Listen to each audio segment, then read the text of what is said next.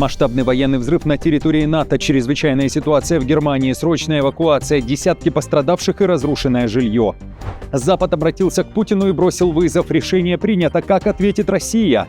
Подарок Путину от ВСУ. Z-блогеры критикуют Минобороны РФ за победные доклады в кредит. Ответ Зеленского Кремлю. И кто пошел против Банковой из-за приезда Зеленского под Купянск?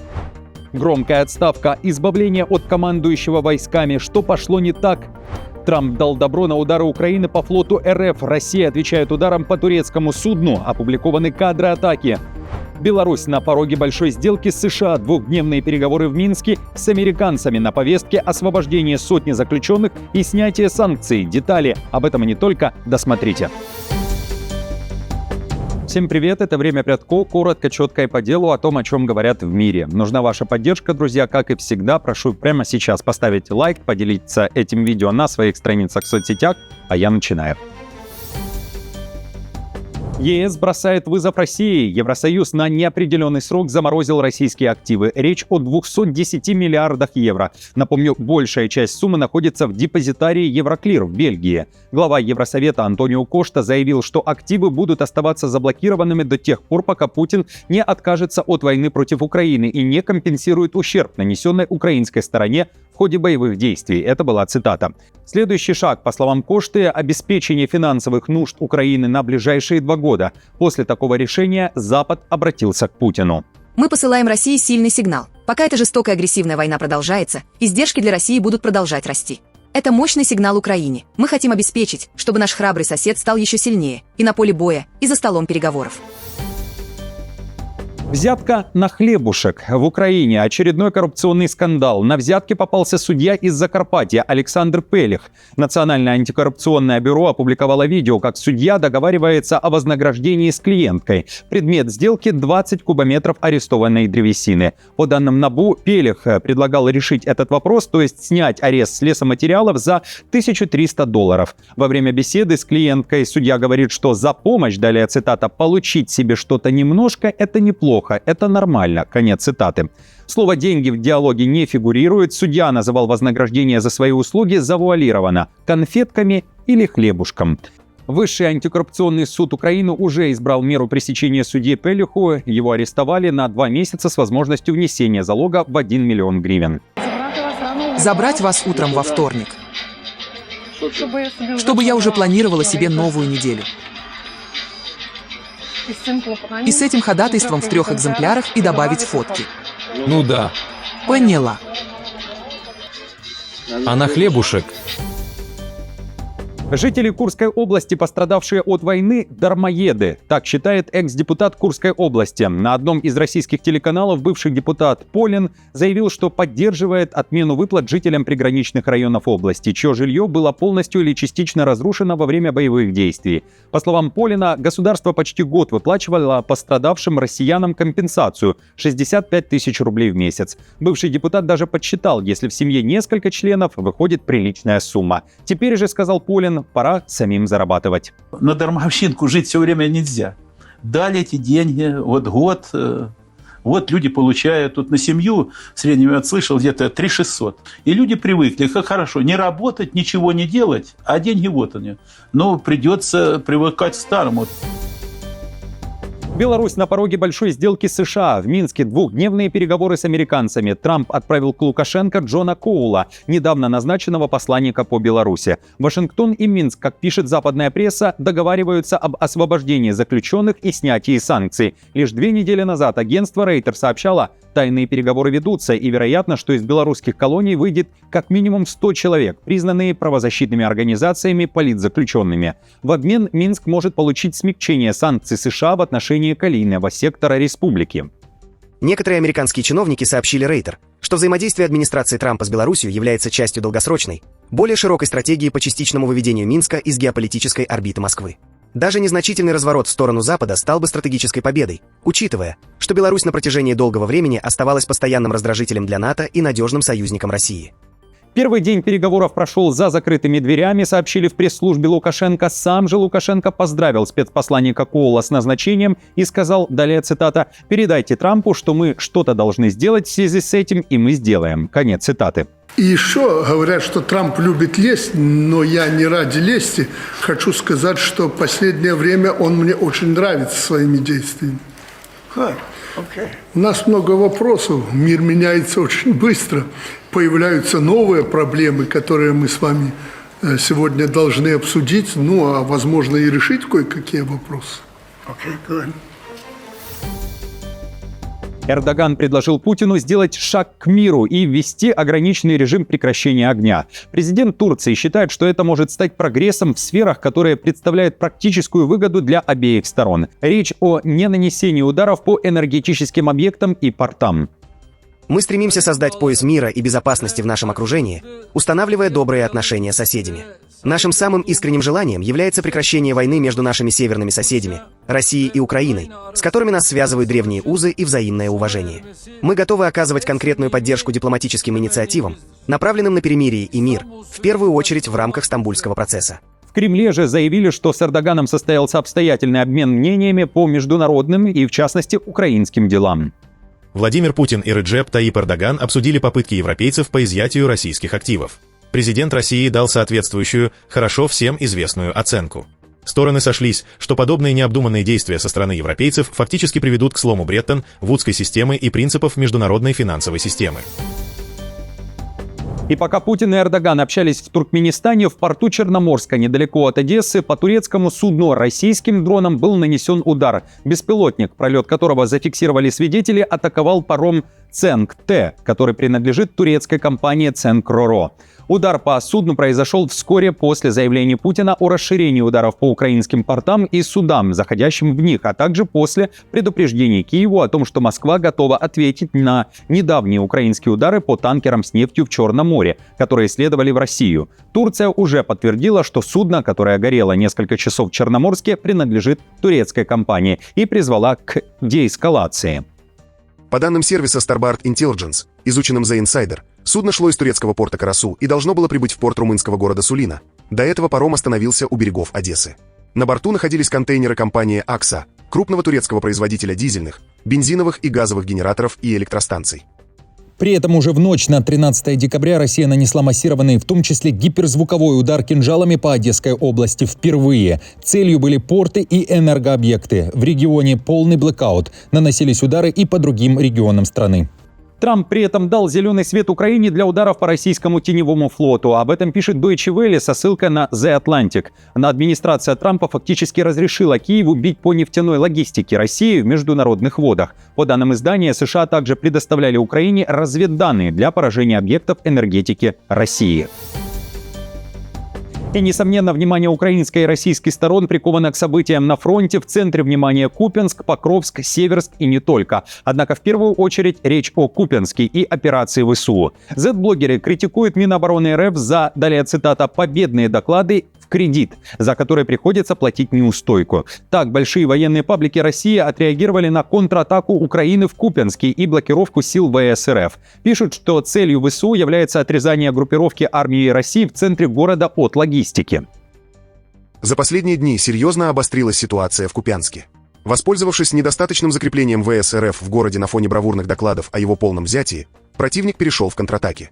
Первоначально ВСУ смогли отбить часть многоэтажек микрорайона Юбилейный на юго-западной окраине города, после чего украинские штурмовики стали успешно просачиваться уже на севера, западные окраины Купянска со стороны сел Московка и Радьковка.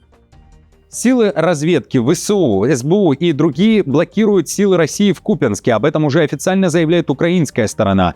Киев говорит, что зачищена вся северо-западная окраина города. Тяжелая длительная операция продолжается, уточняет мониторинговый канал Deep State. Операция началась с создания рубежа блокирования и отрезания гарнизона противника в городе от основных сил. Силы обороны относительно молниеносно заняли Радьковку и Киндрашовку, а также взяли под огневой контроль Голубовку. После этого произошла зачистка Мирового, оккупационное советское название Московка и севера западных окраин Купянска. В сети сейчас также обсуждают приезд Зеленского в Харьковскую область и его видео, записанное на фоне стелы с названием города Купянск. Видео короткое, 39 секунд, речь Зеленского беглая, как никогда прежде. Кадры Зеленского трактуют с одной и с другой стороны как ответ Зеленского Путину и намек на то, что заявление Москвы о взятии Купянска не соответствует действительности. Сегодня Купянское направление, наши воины, которые здесь достигают результатов для Украины. Многое россияне говорили о Купянске, мы видим. Был, поздравил ребят. Спасибо каждому подразделению, всем, кто сражается здесь, всем, кто уничтожает оккупанта. Сегодня чрезвычайно важно достигать результатов на фронте, чтобы Украина могла достигать результатов в дипломатии. В российских пабликах при этом также распространяют версию, что это не настоящее видео, монтаж, либо же кадры, записанные ранее, несмотря на обстановку вокруг Зеленского. В то же время в Верховной Раде Зеленского критикуют, почему молчит о Северске, Гуляйполе, Мирнограде и Покровске. Заявление в соцсетях сделала всем известная своей критикой военно-политического руководства Украины Марьяна Безуглая. И вот как только не благодаря, а вопреки всем преградам и полному содействию, Нацгвардия, Хартия, совместно с идейно близкими подразделениями, отбиваясь от попыток Манька и Сырского порулить, проводит чуть ли не первую постепенную, продуманную операцию по разблокированию уже почти занятого россиянами города Купянска, Зеленский сразу выходит, хвастается. А в Покровске тем временем Соловьев. Это его как минимум второе громкое появление на линии фронта за последние пару недель. Еще недавно он, как утверждал в своем блоге, побывал на территории части Днепропетровской области, которая подконтрольна России. А накануне, пока Зеленский был в Купянске, опубликовал видео из Покровска, как уверяет, из самого центра. Украина при этом потерю города отрицает. Мы поднимаем на флагшток в самом центре, теперь уже Красноармейска, недавно называемым Покровском, флаг Российской Федерации. Накануне на фоне продолжающегося разговора о мирном плане и его пунктах на повестке дня были и заявления о демилитаризованной зоне. В предыдущем выпуске я рассказывал, что американцы обсуждали компромиссное решение, когда есть зона, в которой нет ни войск Украины, ни войск России. В Кремле допустили создание подобной зоны, однако уточнили, что там не будет войск, но будет Росгвардия и полиция.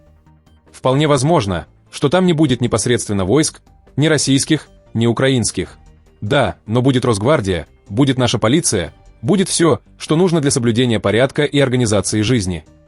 Ответили в Москве и на заявление Зеленского, который ранее говорил, что вопрос по территориям Украины будет решаться на выборах или референдуме. В Кремле посчитали заявление Банковой желанием достичь временного перемирия, и у Путина дали понять, такие условия России не подходят. Песков добавил, что временная передышка, очередной обман, очередное затягивание, запудривание мозгов. Нужен мир, гарантированный, долгосрочный, понятный всем и обеспеченный надежными гарантиями, сказал представитель Кремля. Напомню, что уже в понедельник, 15 декабря, в Берлине должны пройти переговоры по прекращению войны в Украине, куда в том числе может прилететь и Трамп. Ранее он заявлял, что готов к такой встрече с европейцами и в Европе, однако при условии, что эта встреча будет иметь результат. Я продолжаю следить за событиями ежедневно, неустанно говорю всем вам спасибо за вашу поддержку в виде лайка, репоста и подписки на канал «Время Прядко». Но это еще не все, и далее о внезапном отстранении. Громкая отставка. Командующий войсками отстранен. Глава Пентагона Хексет отстранил министра армии США Дрискала от участия в переговорах касательно окончания войны в Украине. Об этом, ссылаясь на достоверные источники, пишет The Telegraph. Дрискал, как пишет издание, превышает свои полномочия в переговорном процессе, поэтому Хексет решил немного его приструнить, отмечается в материале. Дрискал — близкий друг вице-президента Джей Ди Венса, его влияние в администрации Трампа быстро росло, и европейцы все больше благоволили ему за опыт и уравновешенность. В ноябре именно Дрискалу поручили ознакомить Зеленского с мирным планом Трампа. И благодаря этому министр армии США стал самым высокопоставленным членом администрации Трампа, посетившим Украину, что подчеркивало его растущий статус. Считалось, что он проявляет слишком много инициативы, и его одернули, сказал человек, близкий к ситуации. Пока Пентагон под руководством Хексета погружался в атмосферу паранойи, хаоса и конфликта, господину Дрискалу до сих пор удавалось держаться в стороне от взаимных нападок. Взрыв на территории страны-члена НАТО. Германия в центре внимания. Срочная эвакуация. 6 десятков пострадавших и практически 30 поврежденных квартир. Это удар по территории из прошлого. Немцы допустили ошибку и теперь ликвидируют последствия в городе Ханау. Рвануло во время контролируемого подрыва боеприпаса, найденного при строительных работах. Как выяснилось позже, специалисты ошибочно приняли фугасную бомбу за зажигательную. Боеприпас оказался 250-килограммовым и был немецкого производства. Перевозить его было невозможно из-за поврежденного взрывателя. Для защиты жилых домов вокруг места подрыва установили морские контейнеры с водой. Власти отмечают, что именно это помогло избежать более серьезных разрушений. Однако все же не сдержало удар так, как хотелось бы. бы. Сейчас эксперты оценивают повреждения зданий, пострадавшим обещана помощь и временное жилье. Ради операции были эвакуированы около 4500 человек в радиусе километра. Временно перекрывались дороги и речное сообщение по Майну. Почему бомба немецкого происхождения оказалась именно в этом месте? Городские власти сразу объяснить не смогли, поскольку в Ханау чаще находят британские и американские авиабомбы. Однако в районе находки, недалеко от реки Майн, в конце Второй мировой войны шли бои между американскими и немецкими подразделениями. В конце марта 1945 года американские войска форсировали реку между нынешними районами Ханау, Гроссауэм и Кляйнауэм. В Европе грозит восстание роботов. Об этом говорится в свежем докладе полицейской службы ЕС «Европол». В документе почти 50 страниц. Авторы доклада детально описывают, с какими проблемами могут столкнуться правоохранительные органы в ближайшие 10 лет. Исследователи Европола описывают общество, где роботы стали неотъемлемой частью повседневной жизни. Они научились доставлять посылки, могут обслуживать человека и вообще полностью заменить его в некоторых сферах деятельности. Это чревато безработицей, сказано в этом докладе. Люди, вытесненные роботами с рынка труда, будут устраивать протесты, но самое страшное случится, если восстанут машины, считают эксперты. Киберпреступники могут взломать роботов и запрограммировать их на различные преступления. Террористы, используя технологии, добытые на войне в Украине, могут выпускать сотни карманных квадрокоптеров СИ для атак на объекты электроснабжения и водоснабжения в городах или для освобождения преступников из тюрем. Мексиканские картели и исламистские группировки уже учатся использовать дешевые и доступные дроны. Эксперты предупреждают, что правительства должны готовиться к использованию этой технологии в террористических атаках. Как считаете, друзья, увидим мы с вами что-то подобное уже в ближайшем будущем? Ответьте, пожалуйста, также в комментариях. Всем спасибо за просмотр, хорошего дня, не забудьте поддержать мою работу лайком, подпиской и опять же комментарием. До встречи уже завтра.